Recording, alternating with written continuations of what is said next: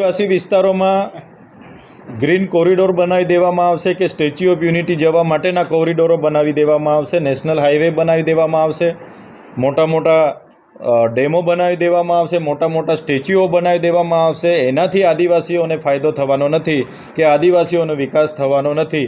આદિવાસીઓના વિકાસની વ્યાખ્યા અલગ છે. અમારા લોકોને સારી શાળાઓ મળશે, શાળાઓમાં પૂરતા શિક્ષકો મળશે, સારી હોસ્પિટલો મળશે, હોસ્પિટલોમાં પૂરતા સાધનો, પૂરતા ડૉક્ટરો હશે, સારી કોલેજો, સારી યુનિવર્સિટીઓ હશે અને નર્મદા, ઉકાઈ, કડાણા ડેમનું સિંચાઈનું પાણી મળશે. અમારા યુવાનોને રોજગાર મળશે, અમારી પંચાયતોને ત્યાં જે ખનિજો નીકળે છે એમાં ભાગીદારી મળશે. ત્યારે જ આદિવાસી સમાજનો વિકાસ થશે. જે પણ કોરિડોરો, જે પણ પ્રોજેક્ટો, જે પણ પરિયોજનાઓ આવે છે એ તો બીજા લોકો માટે બની રહી છે, એમાંથી અમારા લોકોને એનો કોઈ ફાયદો થવાનો નથી.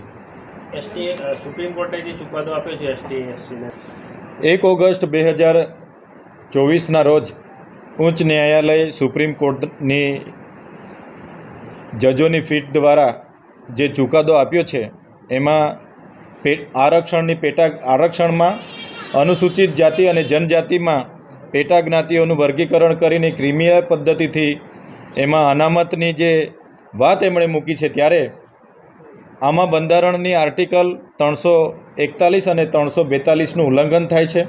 આ આર્ટિકલ મુજબ એમાં ઘટાડો કે વધારો કરવાની સત્તા સંસદની છે. રાષ્ટ્રપતિ એમાં પોતાનો પ્રસ્તાવ મૂકી શકે છે. છતાંય ઉચ્ચ ન્યાયપાલિકા સુપ્રીમ કોર્ટે જે ચુકાદો આપ્યો છે એનો અમે વિરોધ કરીએ છીએ. અને જે એમણે વાત કરી છે રાજ્ય સરકારોની આમાં દખલગીરીની, ત્યારે અમને લાગે છે કે જો રાજ્ય સરકારને આ સત્તા પારિત કરવામાં આવશે તો આવનાર દિવસોમાં એ એક ચોક્કસ જાતિઓ પ્રત્યે રાજ્ય સરકારો એમના તરફ ખેંચવા માટે નિર્ણયો લેશે અને એમાં અંદરો અંદર વર્ગ વિગ્રહ થશે.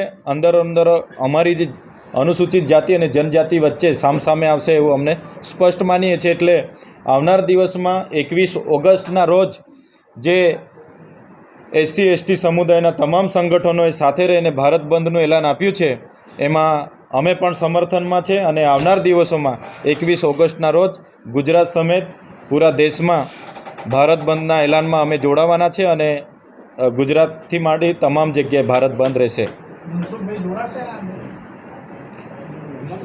મનસુખભાઈ વસાવા આદિવાસી સમાજમાં છે, સાચા આદિવાસી સમાજના આગેવાન હશે તો જોડાશે, નકલી આદિવાસી હશે તો નહીં જોડાશે.